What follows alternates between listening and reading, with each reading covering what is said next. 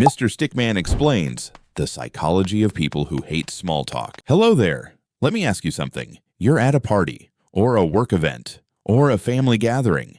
You're holding a plastic cup of lukewarm soda, and someone walks up to you and says, "So, nice weather we're having, huh?"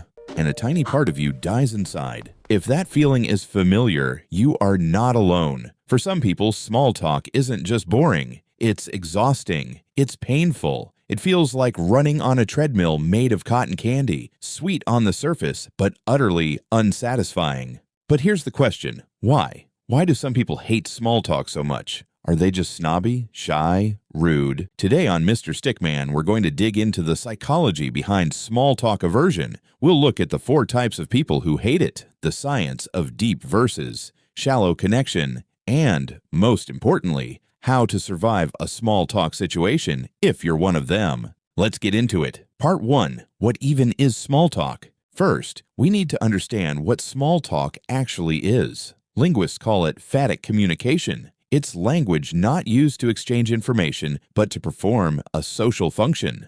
When someone says, "How are you?" at the grocery store, they don't actually want your medical history. They're performing a ritual. They're saying, "I see you. You exist. We are both humans sharing this space peacefully." Small talk is the social grease that keeps the wheels of society from squeaking. It's low risk. It's low effort. And for about 60% of people, it's perfectly fine. But for the other 40%, it's torture. Let's meet them. Part 2. The 4 types of small talk haters. Type 1, the deep diver. This person craves substance. They want to know your fears, your dreams, your opinions on the meaning of life. For them, conversation is a way to connect souls, not exchange pleasantries. Small talk feels like scratching the surface of a painting instead of stepping back to admire it. They're not being elitist. Their brain is simply wired to seek depth.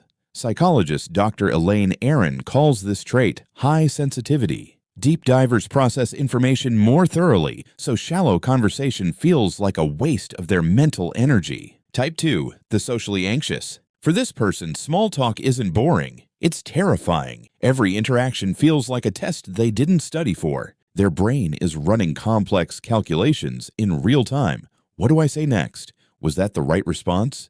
Did I stand weird? They looked at my shoes. Why did they look at my shoes? Small talk is unpredictable. And for someone with social anxiety, unpredictability equals danger. They hate it because they can't control it. The fear of saying something stupid is so overwhelming that they'd rather say nothing at all or escape to the bathroom for 20 minutes. Type 3, the introvert draining. Remember our introvert friends from the last video. This is them again. Introverts gain energy from solitude and lose energy from social interaction. But here's the specific problem with small talk. It requires a specific kind of energy called cognitive bandwidth. You have to think about topics you don't care about, monitor your facial expressions, and follow social rules that feel arbitrary. For an introvert, 10 minutes of small talk can drain the same amount of energy as 2 hours of deep conversation with a close friend. They hate it because it costs them more than it gives them. It's an energy debt with no emotional interest. Type 4, the autistic mind.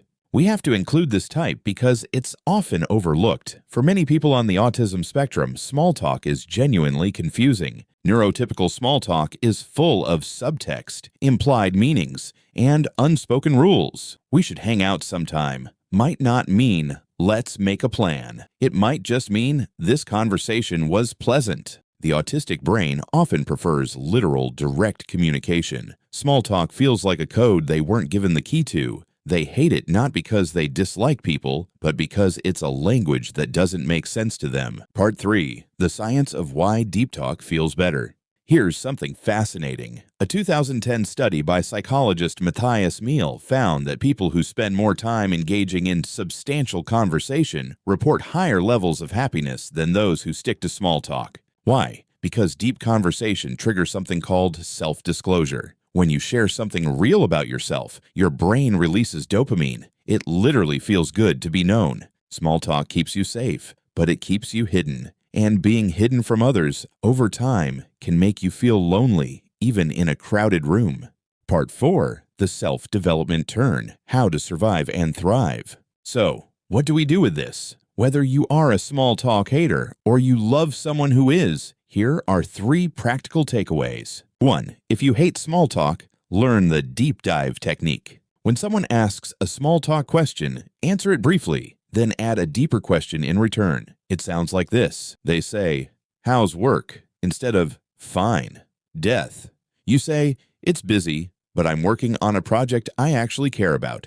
Have you ever had a job that felt meaningful? You've just given them a bridge from the shallow end to the deep end. Some won't cross it, but some will, and those are your people. 2. If you love small talk, don't take it personally. If someone seems cold or distant during small talk, it's probably not about you. They might be a deep diver waiting for substance. They might be socially anxious and overwhelmed. They might just be tired. Instead of pushing for more chatter, try asking a slightly deeper question yourself. Something like, "What's something you've been thinking about lately?" It gives them permission to leave the shallow end. 3. For everyone, create small talk exit strategies. If you're trapped in a small talk loop and need to escape, have 3 polite exits ready. 1. "Well, I should mingle, but it was great chatting with you." 2. "I need to grab another drink. Can I get you one?" 3. "I don't want to keep you all night. Hope you enjoy the rest of the party." These aren't rude, they're boundaries. And boundaries are self-development. So, the next time you're at a party and someone seems allergic to small talk, remember this. They're not necessarily rude. They might be a deep diver looking for meaning. They might be an introvert running on empty. They might be anxious and overwhelmed. Or they might just speak a different conversational language. And if you are the one hiding by the snack table, dreading the next "How are you?" give yourself permission to need more. Small talk is a skill, but depth is a gift, and the world needs more people willing to go deep. Thank you for watching Mr. StickMan. If this video felt like a deep conversation, hit subscribe and join us for the next one. And tell me in the comments, are you a small talk hater? What's the worst small talk question you've ever been asked? I read every comment. See you in the next video.